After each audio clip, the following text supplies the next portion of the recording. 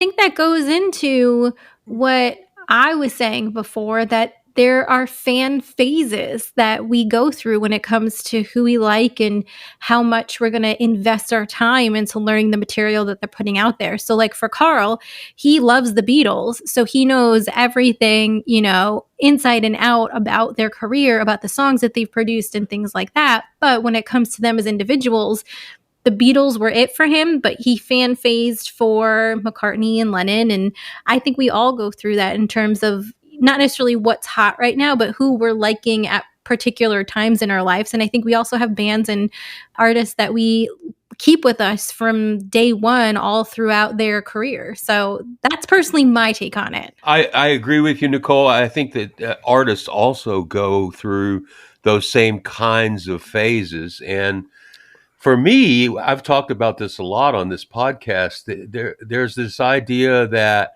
I think that artists hit a sweet spot, and I think they make, 4 or 5 records in succession that are extraordinary.